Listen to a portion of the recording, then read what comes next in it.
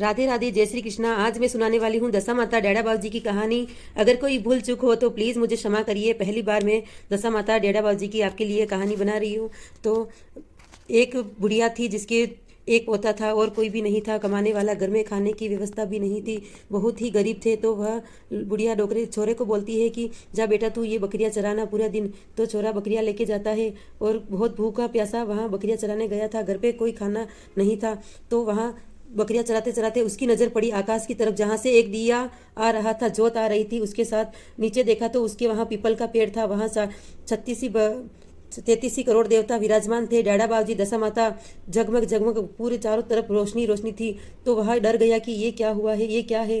तो फिर दशा माता और डेढ़ा बाबू जी ने उस छोरे को बुलाया कि तू इधर आ। फिर वह डरता डरता गया। फिर बोला कि क्या हुआ। तो बोलने लगे कि हम यहाँ चौपड़ पासा खेल रहे हैं डेढ़ा बाबू जी, दशा माता, जो आप तुम मेरे हमारे हार जीत का फैसला करना। तो लड़का सोचता है कि दशा माता ने इतने सारे गहने पहन रखे हैं और डेढ़ा बाबू जी के पास कुछ भी नहीं है, तो वह मुझे क्या देंगे। यह सोच के मैं तो दशा माता को ही जितवाऊंगा और डेढ़ा बाबू जी को हार के लिए बोलूंगा। तो वह सोच के हार फैसला चौपड़ खेला और पूछा कि बता कौन जीता और कौन हारा। तो वह बोलने लगा कि दशा माता जीते और डेढ़ा बाबू जी हारे। तो दशा माता ने जल्दी से खुश होकर उसको चूड़ियाँ निकाल के दी सोने की। तो छोरा बहुत खुश हो गया, आज दादी को बोलूंगा, आज तो पेट भर के खाना खाऊंगा और बहुत ज़्यादा हमारे घर में अच्छा हो जाएगा। यह खुशी होकर लड़का अपने घर गया भागता हुआ। रास्ते में उसको बहुत गर्मी लग रही थी और बहुत घबराहट महसूस हो रही थी। तो एक पेड़ की छांव के नीचे बैठ गया, जहाँ चूड़िया को नीचे रख के आराम करने लगा। तो एक भैंस आई और उन चूड़ियों के ऊपर गोबर करके चली गई। वह जब उठा तो बहुत ढूंढा, चूड़िया नहीं मिली और बहुत परेशान हुआ। फिर घर गए, निराश होते हुए घर गया। दादी ने पूछा क्या हुआ, तो उसने कोई जवाब नहीं दिया।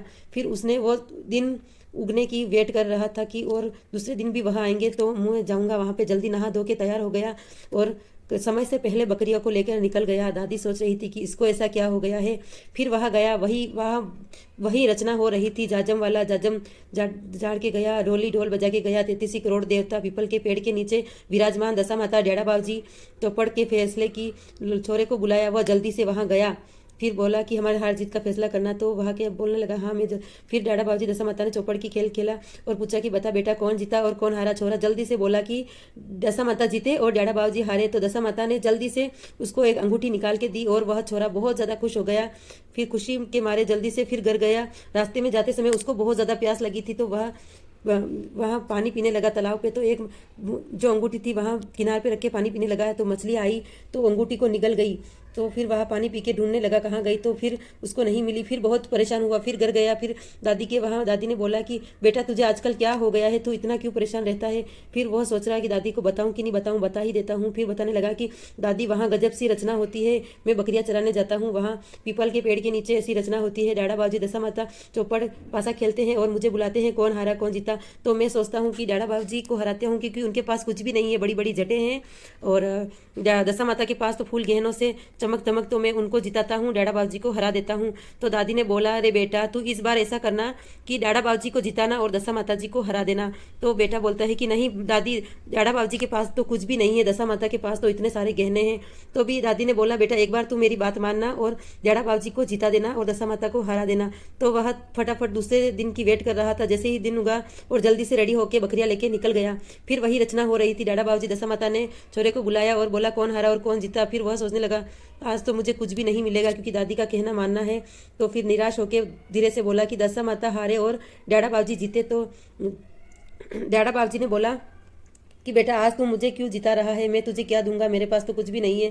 फिर भी चोरा बोलने लगा कोई बात नहीं, आज आप हारे और दशा माता हारे और डेढ़ा बाबू जी जीते। तो वह अपने जटा में हाथ डाल के एक खोटा सिक्का है जो उस लड़के को दिया और लड़का मुंह बिगाड़ता हुआ खोटे सिक्के को लिया और रास्ते में बोला कि आज दादी के कहने से कुछ भी नहीं मिला, अगर दशा माता को जिता देता तो शायद मुझे मिल जाता, सोना मिल जाता। तो वह रास्ते में निराश होकर जाने लगा। रास्ते में उसको बहुत जोरों की प्यास लगी, तो वहाँ तालाब के वहाँ पे अंगूठी रख के और अंगूठी नहीं खोटे सिक्के को रख के पानी पीने लगा। तो एक मछली आई और वह सोने की अंगूठी बाहर रख के चली गई। यह देख के लड़का बहुत ज़्यादा खुश हो गया कि यह मेरी अंगूठी मुझे वापस मिल गई। फिर आगे चला, फिर छाँव में बैठा तो बोलने लगा कि ये गोबर बहुत अच्छा है, इसको घर पर ले जाऊँगा तो दादी इसको बाटी बनाएगी इसके ऊपर। उसको उखाड़ा तो सोने की चूड़ी जगमग जगमग कर रही थी। तो लड़का बहुत ज़्यादा खुश हो गया। खुश होने के बाद घर पे गया, फिर बोला कि दादी दादी चिल्लाता हुआ आया।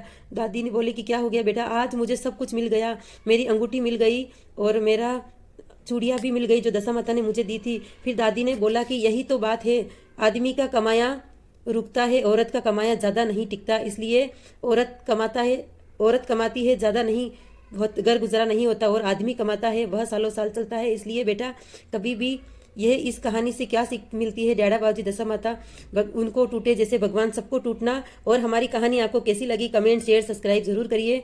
मिलते हैं अगली कहानी।